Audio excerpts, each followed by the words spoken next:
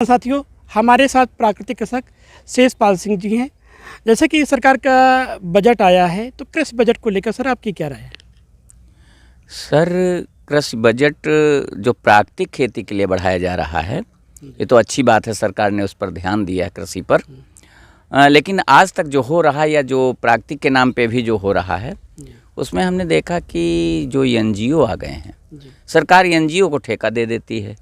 कुछ भी काम जो काम करती है एनजीओ करती है, और एनजीओ जो काम कर रही है वो बिल्कुल उसका गुणवत्तापूर्ण कार्य नहीं हो पा रहा है जी। वो केवल जैसे 2 रुपये के फर्टिलाइज़र खरीदेगी तो 2000 की बेचेगी, 2000 की किसानों को देगी, तो उसका कोई फ़ायदा नहीं होता है। होता ये है कि योजनाएं जैसे यात्रा करवाते हैं, यात्रा में हमने देखा कि वो खचाड़ा बस लेके और घुमा रहे हैं, और घूमने से कुछ नहीं, जब तक ठोस मदद नहीं किसान को पहुंचेगी, जब तक किसान ठोस मदद नहीं पाएगा, तब तक उसको कुछ नहीं होने वाला है। और ठोस मदद उसकी खुद की जो किसकी आवश्यकताएं है वो पूरी होंगी, तब सही होगा। जैसे सरकार ने जो पीएम प्रणाम योजना चलाई है, उससे बताया जा रहा है कि 1 करोड़ किसान जो लाभान्वित होंगे। तो सर, किस प्रकार से सरकार करे तो किसान लाभान्वित होंगे? जैसा सरकार जो कर रही है, हर बार सरकार का जो बजट होता है, किस पे बजट होता है, तो सरकार को जो किस प्रकार से लाभ मिल पाता है, किस प्रकार से लाभ नहीं मिल पाता है? देखिए, इसमें योजना में जैसा बताया गया है कि कुछ संयंत्र शहरों में बनाए जाएंगे, कुछ दवाएं बनाई जाएंगी। प्राकृतिक किसान को तो कोई संयंत्र की इस ज़रूरत ही नहीं, खाद की, किसी भी प्रकार की बायो न खाद की ज़रूरत है, ना बायो हमको जो है किसी प्रकार की जो है रासायनिक दवा की ज़रूरत है, बायो दवा की ज़रूरत है, बायो दवा की भी ज़रूरत नहीं। ये क्या होता है कि हमारे माइंड में बराबर ये मेकअप किया जा रहा कि रासायनिक खाद नहीं तो बायो खाद, रासायनिक दवा नहीं तो बायो दवा। ये ज़रूरत ही नहीं है। हम खुद अपनी दवा बना लेते हैं प्राकृतिक रूप से। हम खुद गोबर और गोमूत्र से अपनी खाद बना लेते हैं, जीवामृत जिसे हम बोलते हैं। खाद नहीं, वो जीवों का भंडार है। तो वहाँ खाद की ज़रूरत ही नहीं ज़मीन में। वहाँ तो केवल जीवन खत्म हो गया, उसको हम पूरा कर रहे हैं। तो खाद का जो कॉन्सेप्ट है वो नहीं ख़त्म कर रही सरकार। ये प्राकृतिक खेती के लिए कोई फ़ायदे का नहीं। प्राकृतिक खेती को केवल जो है फ़ायदा होगा तो किसान अपने आप, किसानों को फ़ायदा देने पे होगा।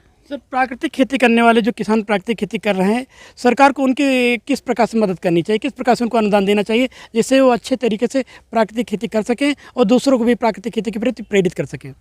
देखिए, सरकार अनुदान नहीं दे रही। सरकार जो दे रही है वो केवल और बस केवल सामग्री दे रही है, और सामग्री के रूप में ही जो है उनका रास्ता बनता है।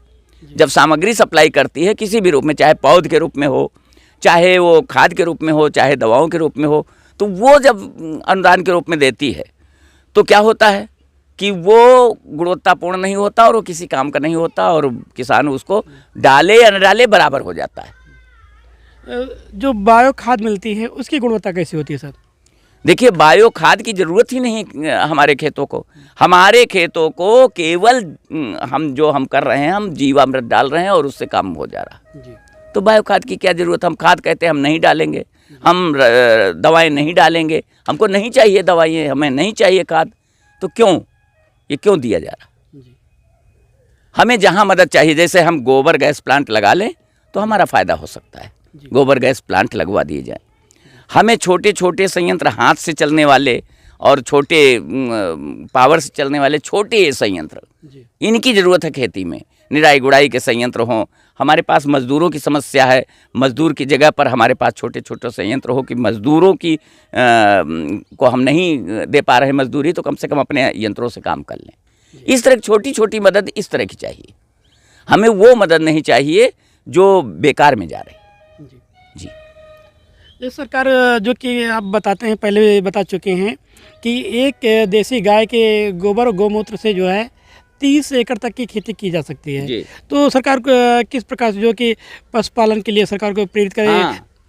गाय जो वो गौशाला में बंधवा रही, इसके बजाय वो एक एक किसान के घर में जो गाय बंधी है उसको आइडेंटिफाई करे और उसमें किसानों को मदद करे, जो गाय पाल रहा है उसको प्रोत्साहित करे।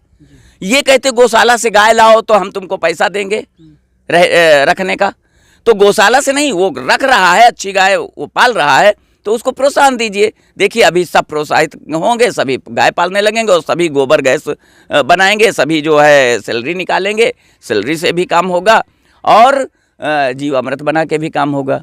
तो गाय जब तक किसान के खूंटे में नहीं बंधेगी तब तक सही नहीं होगा।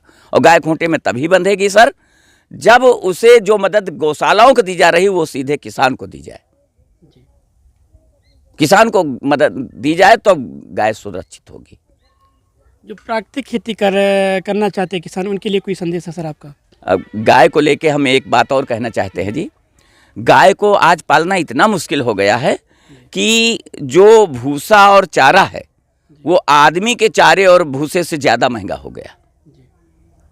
आप समझिए इस समय 10-12 रुपये भूसा किलो मिल रहा है और गाय एक दिन में 5 किलो से लेके 10 किलो तक का चारा खाती है। अब बताइए 5 किलो चारा अगर ही खाती है तो 12×5 60 रुपये रोजाना केवल भूसा होता है, फिर दाना और फिर उसको हरियाली कुछ चाहिए उसके लिए। ये सब प्रबंध करने में बहुत लागत आ जा रही गाय के ऊपर। तो ये गाय की लागत कोई वहन नहीं कर पाता तो गाय पाल नहीं रहा। ये गाय के पास समस्या हो गई। जैसे कि सरकार का कृषि बजट है, इसमें जो कि आप बता चुके हैं कि एनजीओ को जो लाभ दिया जाता है उसको डायरेक्ट अगर किसानों को लाभ दिया जाए तो क्या बेहतर किया जा सकता है? हाँ, ये लाभ किसानों को सीधे दिया जाए और वस्तु के रूप में न दिया जाए। इसको सीधे आर्थिक रूप से कि इस काम के लिए ये मिल रहा है, इस काम के लिए ये मिल रहा है, वो मिले। जैसे हमारे गोबर गैस प्लांट हो, हमारी गायों के लिए हो, अच्छी नस्ल की गाय दे दी जाएं और उनको आइडेंटिफाई करके ये जो गाय दी जा रही हैं ये तो बहुत ही खतरनाक गाय हैं, जिनको गाय हम कहते हैं गाय ही नहीं है, जो जर्सी हमारे यहाँ फैली हुई हैं। पूरे हमने देखा उत्तर प्रदेश में, बिहार में, मध्य प्रदेश में कहीं गाय नाम की चीज़ नहीं मिल रही, देसी गाय मिल नहीं रही जिसको गाय कहते हैं। तो वो गाय दी जाए, लोगों के खूंटों में वो गाय नहीं मिल रही, वो गाय बांटी जाए, वो गाय जो है बांटी जाए और उसको रख रखाव का व्यवस्था की जाए। जैसे कि सरकार ने इस बार जो कृषि ऋण है उसको भी बढ़ा दिया है, 20 लाख करोड़ कर दिया है, पहले 18.5 लाख करोड़ था। तो क्या इससे किसानों को किस हद तक लाभ मिलेगा सर? देखिए ऋण बढ़ रहे हैं और ऋण के ब्याज बढ़ रहे हैं। धीरे धीरे किसान इतना, जैसे पहले हम 30-35 हज़ार 10-20 हज़ार के ऋणी होते थे, अब 1.5 लाख 2 लाख के 5 लाख के हो गए, फिर 10 लाख के हो गए।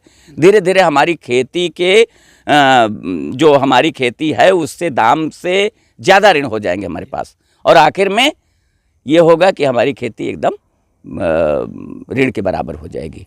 तो जैसे कि कहा गया है कि जो भारतीय किसान ऋण में जन्म लेता है और ऋण में मर जाता है, इसको लेकर क्या राय है आपकी?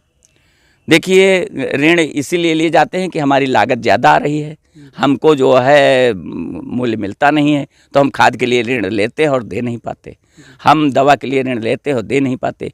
इसका सही उपाय प्राकृतिक खेती है, ऋण लेना उपाय नहीं है।